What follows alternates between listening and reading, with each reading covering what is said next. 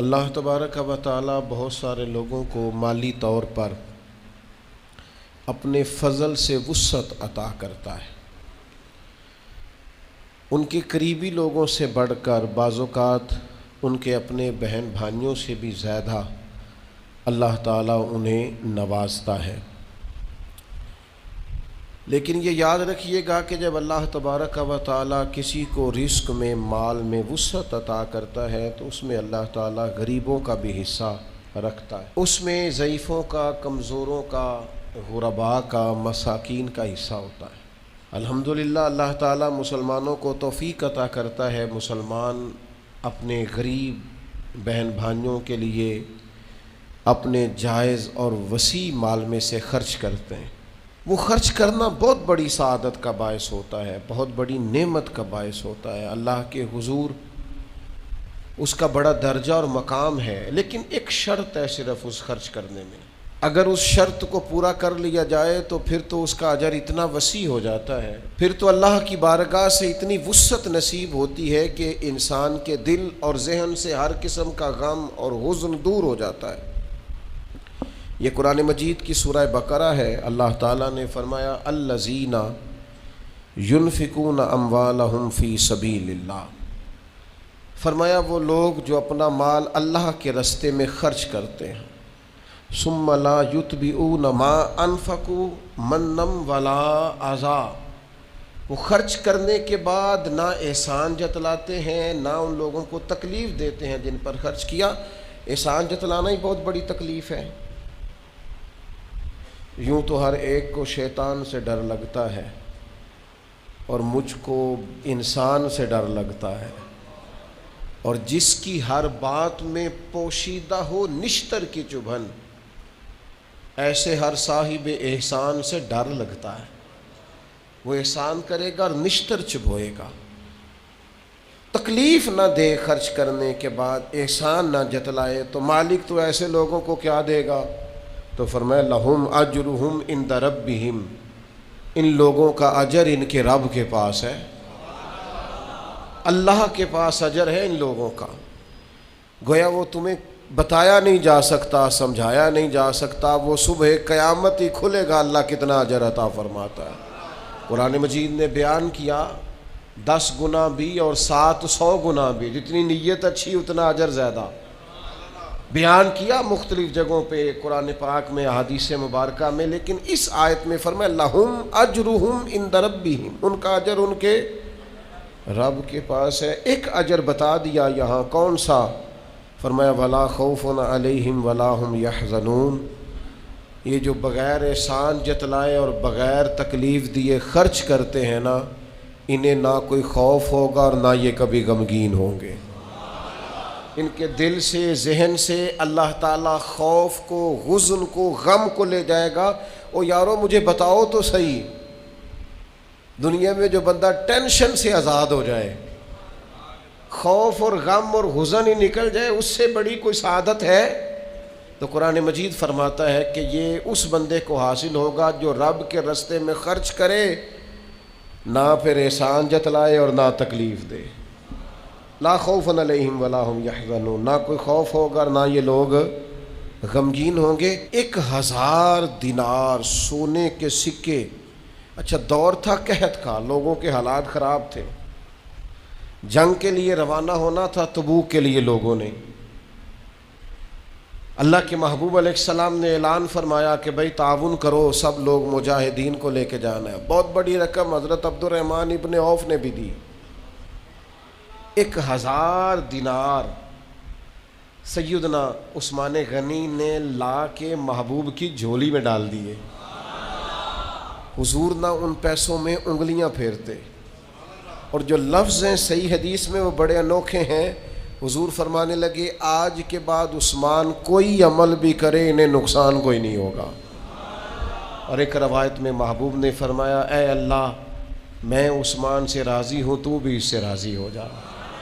راہ خدا میں جب کوئی خرچ کرتا ہے لیکن اس کی طبیعت میں تکلف پیدا نہ ہو، بوجھ نہ محسوس کرے، خرچ کرے تو احسان نہ جتلائے، جس کی ہر بات میں پوشیدہ ہو نشتر کی چبھن۔ ایسے ہر صاحب احسان سے ڈر لگتا ہے۔ میرے عزیزو، طاقتور بندہ ہوتا ہے جو خرچ کرتا ہے لیکن نہ کسی کو تکلیف دیتا ہے نہ اذیت پہنچاتا ہے، بلکہ جو پرانے بزرگ تھے وہ تو کہا کرتے تھے، جو بڑے لوگ تھے وہ تو کہتے تھے کہ یار یہ حصہ غریبوں کا ہی تھا، بس ہماری تو اللہ نے دینے کی ڈیوٹی لگائی ہے، ہم کون ہوتے ہیں کسی کو کچھ دے سکیں۔ حضرت عثمان غنی رضی اللہ تعالیٰ عنہ کو اللہ تعالیٰ نے مالی طور پر بڑی وسعت عطا کی، لیکن جتنی اللہ نے مالی وسعت دی نا، اس سے بڑا اللہ نے دل بھی عطا فرمایا۔ کچھ لوگوں کے پاس تجوری بڑی ہوتی ہے، دل بڑا چھوٹا ہوتا ہے، ان کے پاس بینک بیلنس بڑا ہوتا ہے پر ذہن بڑا چھوٹا ہوتا ہے۔ بڑی باتیں بڑے لوگ کرتے ہیں اور بڑا اس پر لوگ تبصرہ کرتے ہیں۔ میں نے ایک سادہ سے بابا جی کی بات سنی تو وہ کہنے لگے پیسے اللہ سب کو دیتا ہے لیکن قبول کسی کسی کے کرتا ہے۔ ایسا نہیں کہ فلانا خرچ نہیں کر رہا، اس کے قبول نہیں کیے جا رہے۔ وَمِمَّا رَزَقْنَاهُمْ يُنْفِقُونَ، اللہ کہتا ہے تو نے کو اپنی طرف سے نہیں دینا، اس میں سے خرچ کر جو میں نے تجھے عطا فرمایا ہے۔ ہمارے دیے ہوئے میں سے ہماری راہ میں خرچ کرنا ہے، اور اس میں بھی لوگ بوجھ محسوس کرتے ہیں۔ میں نے دیکھا ہے چہرہ ہی بدل جاتا ہے، رخ ہی بدل جاتا ہے، انداز ہی بدل جاتا ہے۔ آپ جان مانگے تو حاضر ہے، صحیح کہہ رہا ہوں آپ سے، کھانے آپ کو کھلائے جائیں گے، دعوتیں کھلائی جائیں گی۔ یہ لوگوں کا خیال ہوتا ہے فلانے بندے پہ لوگ بڑا مال نچھاور کرتے ہیں، یہ تے راہ پہ آ جانی ہے یا واہ پہ آ جانی ہے۔ یہ تو پتہ چلتا ہے جب میدان لگتا ہے، ساری خوش فہمیاں فٹافٹ دور ہو جاتی ہیں۔ آپ کسی بندے سے سارا کچھ طلب کریں، اس کا ٹائم مانگے، خدمت مانگے، وہ ہر چیز دینے کو تیار ہے۔ جس دن آپ نے کہا نا پائیا 50 گزار دی لوڑ سی، طبیعت ہی خراب ہو جاتی ہے۔ تو یہ کسی کسی کو توفیق ہوتی ہے کہ جس کی گنجائش بھی بڑی ہو اور ساتھ اس کا دل بھی بڑا ہو، لیکن یاد رکھنا جب اللہ تعالیٰ کسی کو عطا کرتا ہے تو وہ تنہا اس کا نہیں ہوتا، اس میں رب کریم نے غریبوں کے حصے بھی رکھے ہوتے ہیں، مساکین کے حصے بھی ہوتے ہیں، یتیموں کے بھی حصے ہوتے ہیں، غریب بہن بھائیوں کے بھی حصے ہوتے ہیں۔ اس کا ضرور خیال رکھا جائے۔ حضرت عثمان غنی کو اللہ نے بڑا دیا، لیکن پتہ ہے ان کا کمال کیا تھا؟ مسجد نبوی میں وسعت کرنی ہے، زمین خریدنی ہے، فوراً خرید کے پیش کر دی۔ مسلمانوں کو ٹھنڈے پانی کی ضرورت ہے، ایک کنواں چاہیے، بیر رما کا کنواں فوراً خرید کے پیش کر دیا۔ کسی صحابی کو ضرورت پڑی، حضور کے اہل بیت کی بارگاہوں میں نذرانے پیش کرنے کا وقت آیا، کہیں کسی موقع پر کوئی بھی ایسا معاملہ آیا تو خرچ کرنے والوں پہلی صفوں میں جناب عثمان غنی سب سے آگے آگے نظر آئے۔ یہ اللہ تبارک و تعالیٰ نے ان کو وسعت عطا کی تھی، اور ہر مقام پر انہوں نے دل کھول کر، سینہ کھول کر اپنی طبیعت کے مطابق خرچ کیا۔ آپ یاد رکھیں گے اس بات کو اور اچھی طرح سمجھیں گے کہ یہ ان کا بہت بڑا وصف ہے۔ ایک تو بڑے وسیع تھے خرچ کرنے کے معاملے، دوسری حضرت عثمان غنی رضی اللہ تعالیٰ عنہ کے اندر یہ حضرت عثمان غنی نا خوبصورت بھی بڑے تھے۔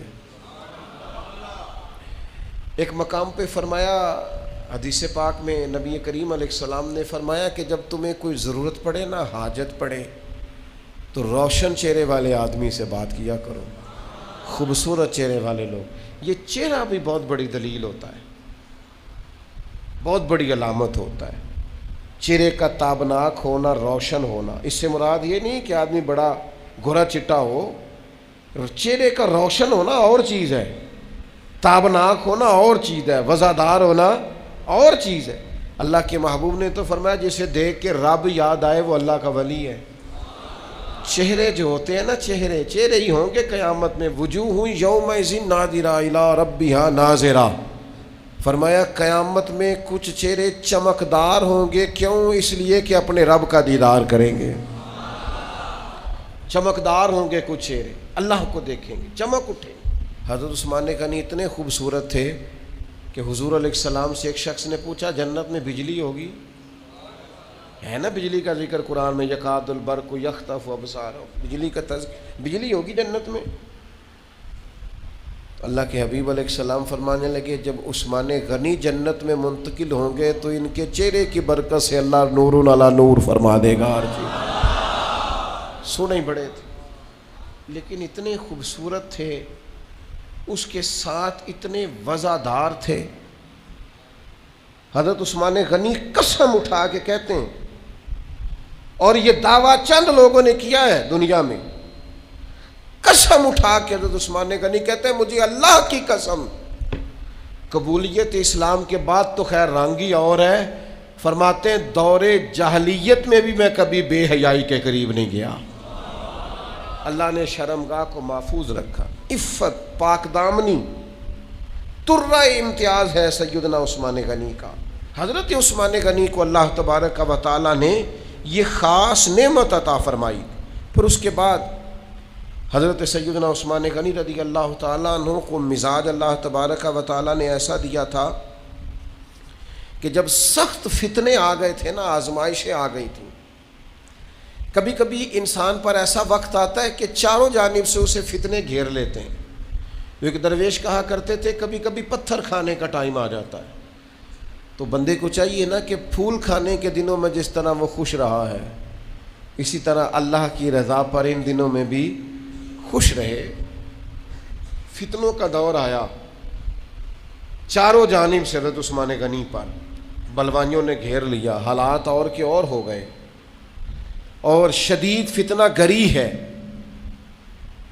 قربان جائیں آپ کے غلام ابو سہلہ، وہ فرماتے ہیں کہ ہم نے حضرت عثمان غنی رضی اللہ تعالیٰ عنہ سے سوال کیا تو حضرت عثمان غنی رضی اللہ تعالیٰ عنہ فرمانے لگے مجھ سے نبی پاک علیہ السلام نے ایک عہد لیا تھا اور میں اس عہد پر قائم ہوں. حالات جیسے مرضی دگرگو ہو جائیں، فتنے جتنے مرضی سار اٹھائیں، جو مجھ سے عہد لیا تھا حضور نے، میں استقامت کے ساتھ اس پر قائم ہوں. یہ کب بات ہوئی؟ آپ کے غلام فرماتے ہیں کہ ایک دفعہ سیدہ عائشہ صدیقہ رضی اللہ تعالیٰ عنہ فرماتی ہے نبی کریم نے مجھ سے فرمایا کسی صحابی کو بلائیں، تو میں نے فوراً عرض کی حضور اپنے ابا جی جناب صدیق اکبر کو بلاؤں؟ حضور فرمانے لگے نہیں، ہر موقع ہر شخص کا تو نہیں نہ ہوتا، سب کی اپنی اپنی شان ہے، پر اپنی اپنی انفرادیت بھی ہے. تو میں نے عرض کی حضور عمر فاروق کو بلاؤں؟ فرمایا نہیں. میں نے کہا آپ کے چچا کے بیٹے شیر خدا کو بلاؤں؟ کہا نہیں. حضور کس کو بلاؤں؟ فرمایا عثمان غنی کو بلاؤ. سیدنا عثمان غنی رضی اللہ تعالیٰ عنہ تشریف لائے تو فرماتی ہیں جناب عثمان حضور کے پاس جب تشریف لا رہے تھے، تشریف لائے، حجرے کے باہر پہنچے تو حضور نے مجھے فرمایا آپ بھی دوسرے کمرے میں جائیں، پردے کے پیچھے نہیں، دوسرے کمرے میں. کہ میں بھی وہاں سے چلی گئی تو محبوب نے کان میں باتیں کی جناب عثمان. حضرت عثمان غنی کے چہرے کا رنگ بھی ہم نے بدلتا دیکھا. فرماتے ہیں گویا یہ وہی بات تھی جس کے بارے میں حضرت عثمان نے فرمایا مجھ سے میرے نبی نے ایک بات کی ہے، جتنے مرضی بھی حالات آ جائیں میں اس عہد پر ہمیشہ قائم رہوں گا، میں کبھی بھی چھوڑوں گا نہیں، چونکہ نبی کریم علیہ الصلوۃ والسلام نے مجھ سے بات کی. عزیز دوستو یاد رکھیے گا، کبھی بھی زندگی کے اندر حالات کٹھن آ جائیں تو گھبرانا نہیں، آزمائش کا شکار نہیں ہونا. کبھی بھی کسی جگہ بھی کسی قسم کی تکلیف کا وقت آ جائے تو اپنے آپ کو استقامت کے ساتھ کھڑا کریں، ڈٹنے کا مزاج پیدا کریں. لیکن وہ ہماری طبیعت ہوتی ہے، بڑے زبردست حالات ہوتے ہیں، بڑے بہترین، اور ذرا تھوڑا سا دھوپ زیادہ لگے تو لوگ واویلا شروع کر دیتے ہیں. اور میرے بھائی کبھی کبھی دال کھاتے کھاتے کنکر بھی آ ہی جاتا ہے، تو ساری دال کو برا نہیں کہنا چاہیے، اس کنکر کو نکال دیں آپ اور باقی کھانے کی لذت آپ لیں. لیکن وہ ہم نہ بیٹھ جاتے ہیں کہ نہیں تو انو تے پکانی نہیں آئی، صاف ہی نہیں کی، توجہ ہی نہیں کی، آپ نے سارے کھانے کا ذائقہ خراب کر دیا. اس کنکر کو آپ برداشت کریں، اس پر آپ توجہ کریں. تو میرے عزیز خاص طور پر اس بات کا آپ لحاظ فرمائیں کہ آ جاتے ہیں حالات.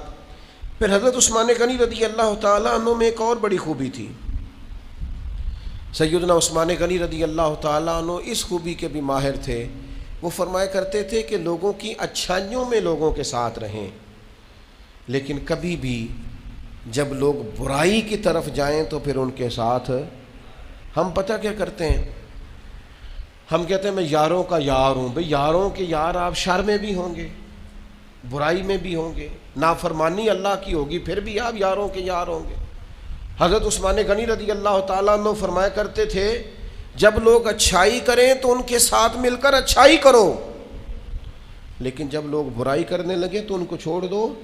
اس کا معنی کیا بنتا ہے؟ اس کا معنی یہ بنتا ہے کہ تعلق بندوں سے مضبوط نہیں کرنا، تعلق تو رب رسول کی فرما برداری سے مضبوط کرنا ہے. آپ دیکھ لیں ہم بہت ساری جگہوں پہ رشتے، قبیلے، بھائی، بچے ان چکروں میں پڑ جاتے ہیں. یہ انداز درست ہے. ایک بات اور حضرت عثمان غنی کی زندگی سے آج ہم نے سیکھنی ہے، وہ کیا ہے؟ وہ ہے خشیت الہی. ہمارے ہاں نا بہت سارے لوگوں نے سہارے ڈھونڈ لیے ہیں جنت میں جانے کے لیے. کچھ کا خیال یہ ہے کہ میں نے صدقے بڑے کیے ہیں لہذا جنت میں چلے جانا ہے. کچھ کا خیال ہے پیر سامنے لے جانا ہے فٹافٹ، پرواہ کوئی نہیں، کچھ کروں چاہے نہ کروں. اور بڑی باتیں ہیں. یہاں لوگ بچے داخل کرانے آتے ہیں، وہ کہتے ہیں یہ بچہ میرا داخل کر لیں، چلو ہماری بھی بخشش کا کوئی سبب بن جائے.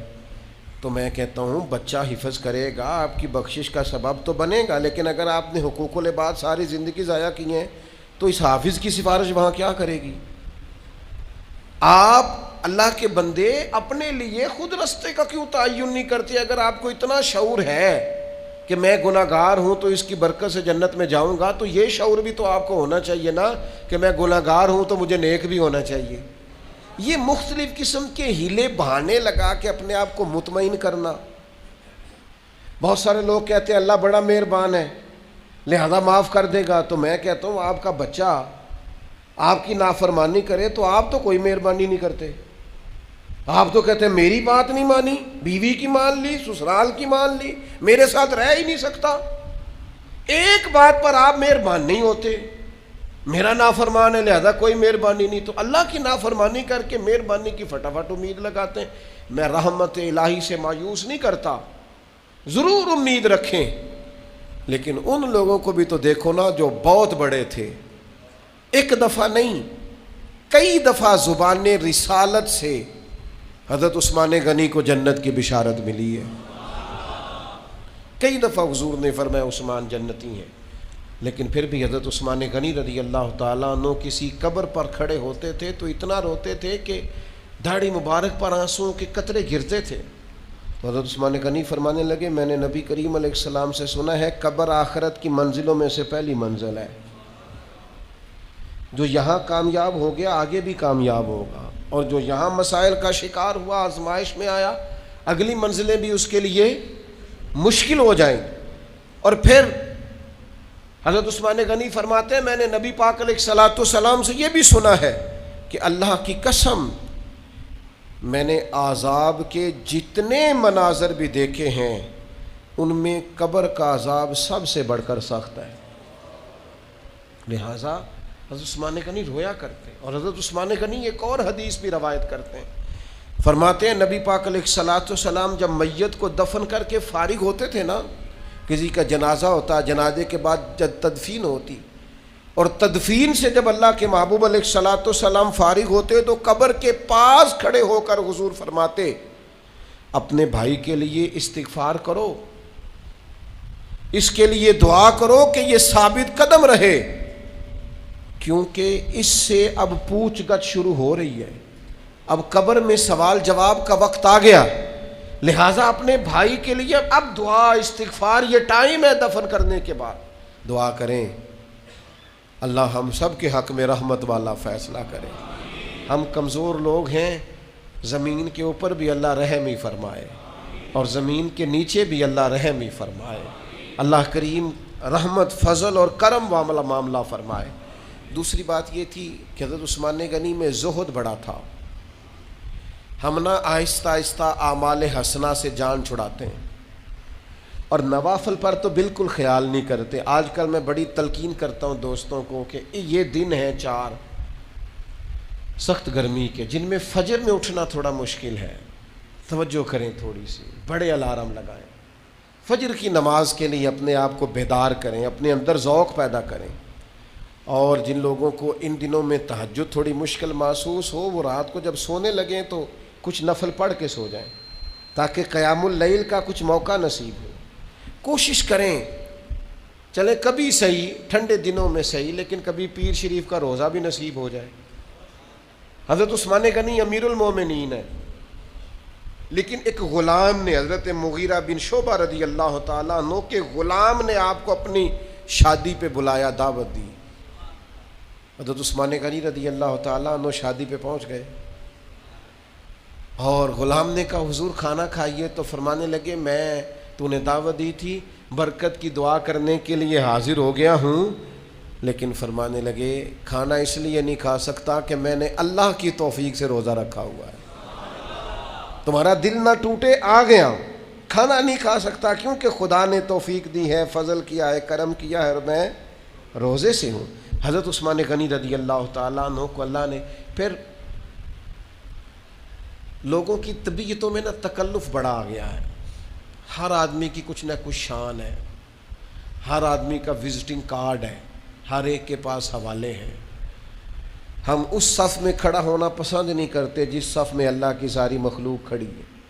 ہم خوش ہوتے ہیں کہ دیکھا نا جناب فلانے نے مجھے اندر بلا لیا لائنیں توڑوا کے. ٹھیک ہے، اس نے آپ سے محبت کی، لیکن آپ اس چکر میں نہ پڑیں کہ میں کوئی بڑی شے ہوں.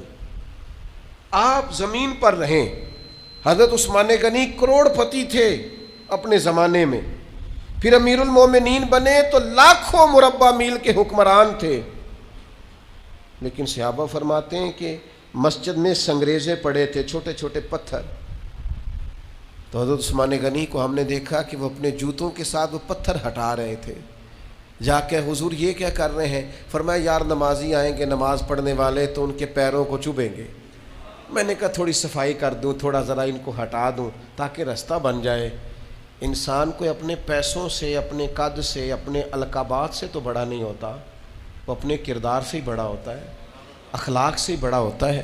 اور نبی کریم علیہ السلام نے فرمایا میرے صحابہ میں جو اخلاقی طور پر مجھ سے زیادہ شباہت رکھتے ہیں نا، جن کا اخلاق مجھ سے زیادہ ملتا جلتا ہے، وہ بھی سیدنا عثمان غنی ہے. اخلاق کی جو خاص پیروی حضور کی ہے وہ سیدنا عثمان غنی رضی اللہ تعالیٰ عنہ نے کی ہے. پھر حضرت عثمان غنی رضی اللہ تعالیٰ عنہ کا ایک اور بھی کمال تھا، خبر گیری بڑی کرتے تھے اپنی رعایا کی. خادم کہتے ہیں جمعے والے دن بھی ان کا یہ طریقہ تھا، لوگوں سے ریٹ پوچھتے، ہاں بھائی فلاں چیز کس ریٹ میں بیچ رہے ہو، فلاں چیز کس ریٹ میں بیچ رہے ہو. کبھی مالی جاگتا رہے نا، کبھی نگران جاگتا رہے، کبھی استاد جاگتا رہے. دعا کرو کبھی حکمران جاگتے رہے.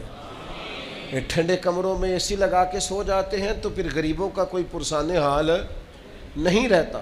خود ساختہ قیمتیں ہم نے خود دیکھی ہیں. کہتے ہیں میرا مال ٹھیک ہے لہذا میرا چونکہ مال ٹھیک ہے لہذا میں 150 روپیہ مہنگا دیتا ہوں. کس قانون کے تحت، کس قاعدے ضابطے کے تحت؟ میں چونکہ دکان چھٹی والے دن بھی کھولتا ہوں لہذا میں تھوڑا مہنگا دیتا ہوں. کس قانون کے تحت؟ حضرت عثمان غنی امیر المومنین ہے، جمعے والا دن ہے، خدام کہتے ہیں وہ لوگوں سے بھاؤ پوچھتے، کس بھاؤ فلاں چیز بک رہی ہے، کس ریٹ پر بیچ رہے ہو. امیروں کو تو غرض نہیں ہوتی ریٹوں سے، انہوں نے کبھی اپنے نوکروں سے بقایا بھی نہیں پوچھا، ملازمین سے کہ کتنے کا آیا، بس ٹھیک ہے انہوں نے کون سا ریٹ کرنا. وہ تو میرے بھائی ریڑھی والے سے سارا پھل پوچھ کر جو آخر میں سستے والے پھل کو چن رہے ہوتے ہیں وہ لوگ ہوتے ہیں جنہوں نے ریٹ پوچھ کر پھر جیب دیکھنی ہوتی کہ میری جیب میں کچھ ہے خریدنے کے لیے. پہلے ریٹ پوچھا، پھر جیب دیکھی، پھر دیکھا میں کیا لے سکتا ہوں. اور وہی ہوتے ہیں جنہیں دکاندار بھی کہہ رہا ہوتا ہے کہ کچھ لینا ہے تو لیں ورنہ میرا وقت ضائع نہ کر. حکمرانوں کی ذمہ داری ہے ریٹ کو مینٹین رکھنا، چیزوں کا خیال کرنا. ہمارے ملک کا یہ حال ہے کہ سرکاری ریٹ اور ہوتا ہے اور بازار کا ریٹ اور ہوتا ہے، گورنمنٹ کے ریٹس اور ہوتے ہیں اور روٹین کے ریٹس اور ہوتے ہیں. اس سے غریب آدمی کی مشکلات میں اضافہ ہوتا ہے. حضرت عثمان غنی رضی اللہ تعالیٰ عنہ کا ایک اور انداز بھی بڑا انوکھا تھا اور بڑا زبردست تھا. ہمارے ہاں نا لوگ اپنی ذات کے لیے ہر چیز داؤ پہ لگا دیتے ہیں. حضرت عثمان غنی رضی اللہ تعالیٰ عنہ پر جب بلوانیوں نے چاروں جانب سے حملہ کیا ہے نا، تو ظاہر ہے حضرت عثمان غنی کے پاس فوج تھی، سب کچھ ہو سکتا تھا، محافظ تھے، پہرے دار تھے، نیزہ باز تھے، تیر انداز تھے. تو لوگوں نے آپ سے کہا کہ آپ ہمیں اجازت دیں، ہم ان سے نبڑ لیتے ہیں. تو سیدنا عثمان غنی رضی اللہ تعالیٰ عنہ ارشاد فرمانے لگے، میرا سب سے زیادہ خیر خواہ وہ ہے جو اپنے تیر کو اور اپنے ہاتھ کو کنٹرول میں رکھے گا. میری وجہ سے تم کسی پر تیر نہیں چلاؤ گے، ہاتھ نہیں اٹھاؤ. یہ دنیا میں وہ واحد حکمران ہے جنہوں نے جان دے دی ہے لیکن امن و امان کو خراب نہیں ہونے دیا. فرمایا میں نہیں چاہتا میری وجہ سے حضور کے شہر میں خون بہے. میری جان ہے نا، یہ ایک جان کیا ہے، اگر ہو کروڑوں تیرے نام پر سب کو وارا. ہم کیا کرتے ہیں، سارا خاندان تباہ ہوتا ہے تو ہو جائے، لیکن چونکہ مجھے شادی پہ نہیں بلایا لہذا میں کسی اور کو بھی جانے نہیں دوں گا. فلاں نے چونکہ مجھے عزت نہیں دی لہذا سارا گھر تباہ کرنا پڑے، خاندان تباہ کرنا پڑے، کر دینا ہے. چونکہ ماں بدولت یعنی مجھے ہی کہہ دیا ہے، اتنی بڑی عظمتوں والے آدمی کو ٹھکرا دیا ہے. لوگوں نے توڑ دیا سارا کچھ لیکن اپنی انا کا بت نہیں توڑا. بڑی چیزیں ٹوٹ گئیں، اپنا انا کا بت نہیں توڑ سکے. او خدا کے بندو، انا کے بت توڑ دو، تم دیکھو گے بڑی چیزیں تمہیں بنتی سنورتی دکھائی دیں گی.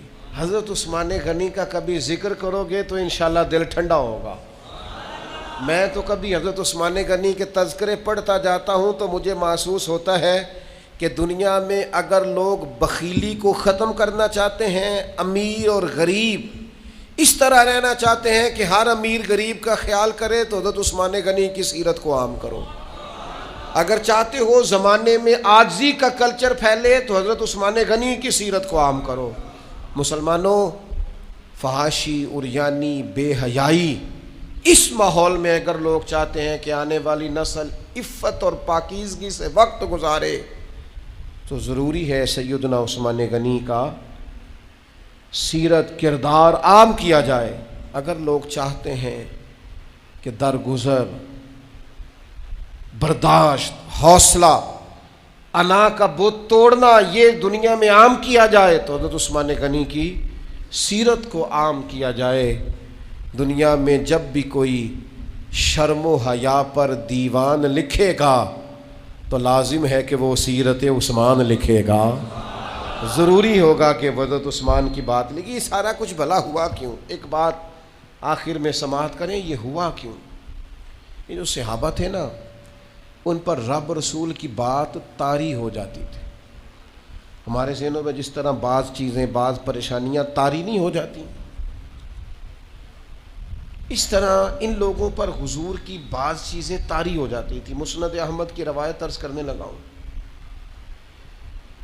جب آپ کسی چیز کو بہت زیادہ اہمیت دیتے ہیں تو آپ کے ذہن پر سوار ہو جاتی ہے. حضرت سعد بن ابی وقاص رضی اللہ تعالیٰ عنہ فرماتے ہیں، مسجد نبوی شریف میں عثمان غنی رضی اللہ تعالیٰ عنہ میرے پاس سے گزرے. میں نے انہیں السلام علیکم کہا. انہوں نے میرے طرف چہرہ اٹھا کر دیکھا بھی پر میرے سلام کا جواب ہی نہیں دیا. میں سیدھا امیر المومنین حضرت عمر فاروق کی خدمت میں گیا. میں نے کہا حضور کو رواج بدل گیا. جناب کیا ہوا؟ کہا عثمان کو سلام کی ہے، مجھے دیکھا بھی ہے، جواب ہی نہیں دیا.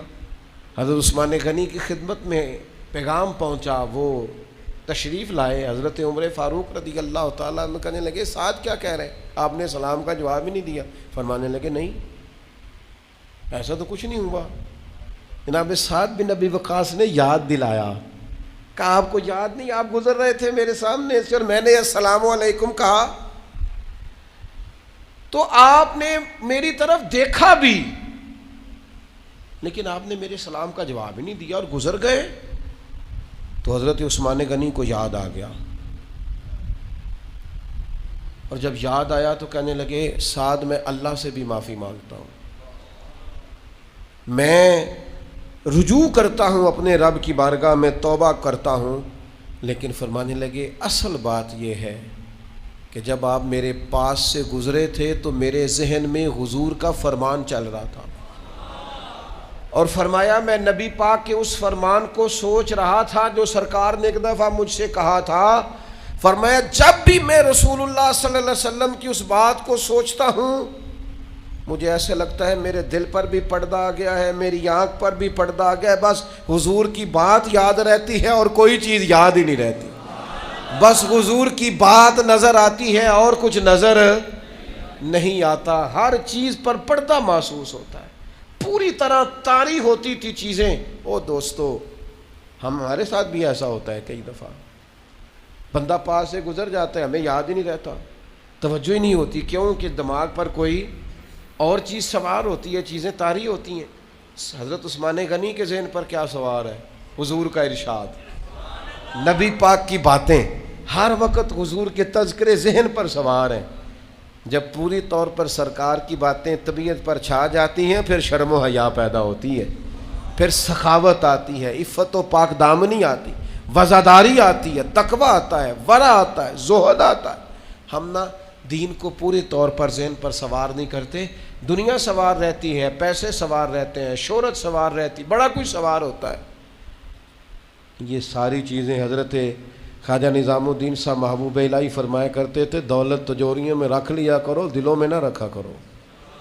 انہوں نے دلوں میں بھی پیسے رکھ لیے ہیں, اس کا نتیجہ خطرناک برآمد ہوا ہے کہ ہر چیز اسی اینک سے دیکھتے ہو. یہ انداز ٹھیک نہیں ہے. 18 ذی الحج یہ حضرت عثمان غنی کا یوم شہادت ہے. حضرت مولا علی شیر خدا فرمایا کرتے تھے عثمان وہ ہے جو ذوالنورین ہے, 2 نور, حضور کی 2 بیٹیاں ان کے نکاح میں ہیں. اعلیٰ حضرت بریلوی فرماتے ہیں نور کی سرکار سے پایا 2 شالہ نور کا, ہو مبارک تم کو ذوالنورین جوڑا نور کا, 2 بیٹیاں. اور حضرت مولا علی فرماتے ہیں عثمان وہ ہے جو آسمانوں میں بھی ذوالنورین ہے, وہاں بھی تذکرہ اسی نام سے ہے. 18 ذی الحج کو خوب حضرت عثمان غنی کا ذکر کریں, ان کے لیے اہتمام کریں, اجتماعات کریں. اللہ رسول اس سے بڑا پیار کریں گے جو سیدنا عثمان سے پیار کرے گا. صحابہ اور اہل بیت اس پر بڑی نظر کریں گے جو حضرت عثمان غنی سے پیار کرے گا. سگے خالو ہیں حضرت عثمان غنی امام حسن اور حسین کے. جس دن ان پر حملہ کیا ہے نا بلوانیوں نے, تو مولا علی نے تلوار دے کے اپنے دونوں بیٹوں کو دروازے پہ کھڑا کیا تھا, کہا خبردار کوئی عثمان کا دروازہ کراس نہ کرے. یہ تو بعد میں نظر لگ گئی لوگوں کو, تو لوگوں نے بہکی بہکی باتیں کرنی شروع کر دیں, ورنہ ان لوگوں کی محبتوں کا کوئی اندازہ کر سکتا. یہیں سے تو لوگوں نے پیار کرنا سیکھا ہے کہ پیار ہوتا کیا ہے. تو اس لیے خوب تذکرہ ہونا چاہیے سیدنا عثمان غنی کا, اور جتنی باتیں آج ہم نے ان کی سیرت سے سیکھی ہیں کوشش کریں گے ہم ان سب کو اپنائیں.